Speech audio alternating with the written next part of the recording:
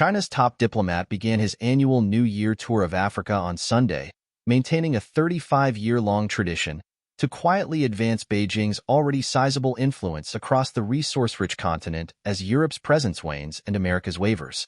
While global capitals and investors brace for the return of U.S. President-elect Donald Trump to the White House, and wars in Ukraine and the Middle East and domestic politics keep German and French ministers occupied, Foreign Minister Wang Yi being in Namibia, the Republic of Congo, Chad and Nigeria highlights the consistency of China's engagement with Africa, analysts say.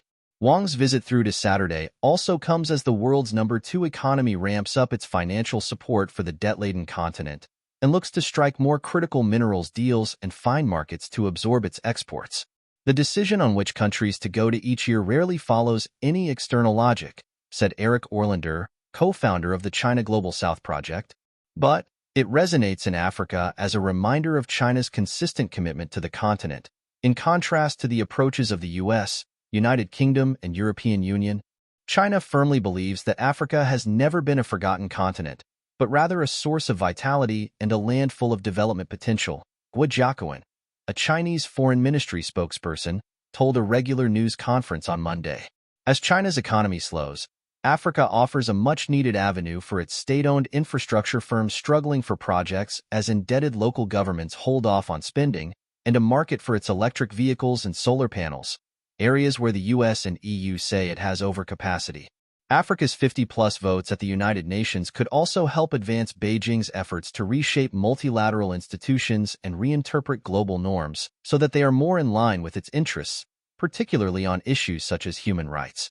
While current U.S. President Joe Biden's December trip to Angola was his only visit to sub-Saharan Africa in his presidency, China puts Africa at the front of its diplomatic calendar. China has become central to Africa's policy as an actor and an inspiration, said Hannah Ryder, founder of Development Reimagined, an African-owned consultancy, referring to how candidates vying to chair the African Union Commission have talked up Beijing's ability to improve Africa's manufacturing capabilities and China's track record in mass education ahead of February's election. The commission is the secretariat of the 55-nation African Union. Security issues.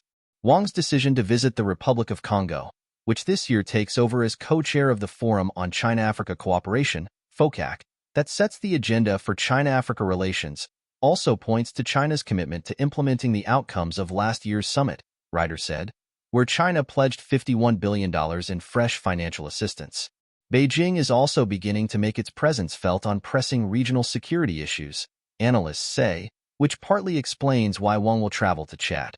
France last month began the withdrawal of its military from the Central African country, after its government unexpectedly ended a defense cooperation pact that had made it a key Western ally in the fight against Islamic militants in the region.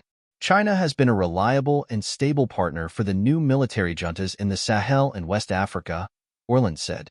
For the French and U.S., who see a dilution of Western power in the region, China's presence is seen as controversial, but it's a very different view from African perspectives,